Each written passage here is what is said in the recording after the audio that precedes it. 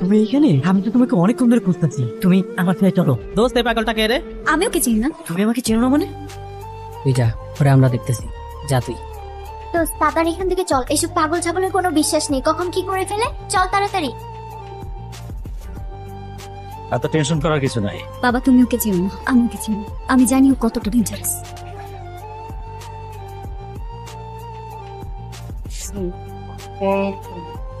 তোমাকে কিছু বলার ছিল। কিসের এত ভাব তোমার? কি মনে করো তুমি নিজেকে? তোমার কি ধারণা আমার পিছনে ছেলেরা ঘুরে না? আমার পিছনেও ছেলেরা ঘুরে, কিন্তু আমি ঘুরি তোমার পিছনে। তোমাকে কি আমি বলেছি আমার পিছনে ঘুরতে? না, কখন কর? একটু পরে গিয়ে দেখি সে আর নাই। আমি কাল সকালে এসে থানায় একটা চিঠি করেছি। কতদিন ধরে তোর পিঠে ঘুরতেছি, তাই দিতেছিস না? তুমি আমাকে বাঁচাবে? তুমি কি আমাকে ভালোবাসো? তোমার জায়গায় অন্য কেউ থাকলে তাকেও বাঁচাই। আমার চোখের দিকে তাকিয়ে সত্যি করে বলো তো, তুমি কি আমাকে একটু ভালোবাসো না? হ্যাঁ বাসি তো। পার্কে বসে তোমার সাথে বাদাম খেতে হবে, হাত ধরাধরি করতে হবে, ক্যাম্পাসে সবার সামনে লুতুপুতু করতে হবে। আমি তো এত কিছু চাইনি, শুধু চেয়েছি মন থেকে ভালোবাসা।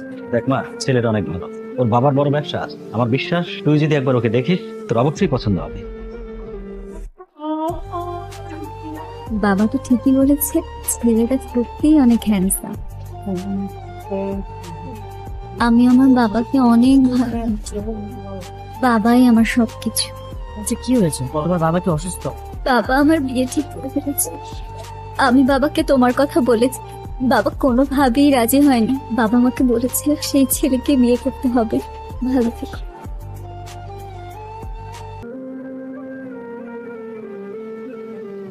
এখনো বউ হয়নি, হব। তোমার মতো ছেলেকে জীবন সঙ্গী হিসেবে পাওয়া তো প্রত্যেকটা মেয়ের স্বপ্ন। আমি প্রথম দেখাতেই তোমার প্রেমে পড়ে গেছি। তারপর আমার কাছে মিথ্যা কান্নাকাটি করে আমাকে চিরবিদায় জানিয়ে ওর সাথে নতুন করে শুরু করেছিস?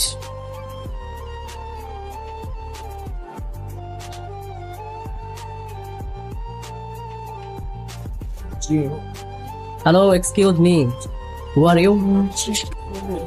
এখন অনেক কেন করলি তুই আমার সাথে? তুমি এখান থেকে চলুন। আমি যাবো মানে? আমি কোথাও যাবো না। তুই আগে আমাকে জবাব দে। এই, আমি তোর পিছনে ঘুরেছিলাম? আমি তো তোকে পাত্তাও দিতাম না। তুই আমার সাথে গায়ে পড়ে প্রেম করেছিলি। আরে আশ্চর্য, আপনি কি পাগল নাকি? চুপ করে থাক, আমি ওর সাথে কথা বলতেছি।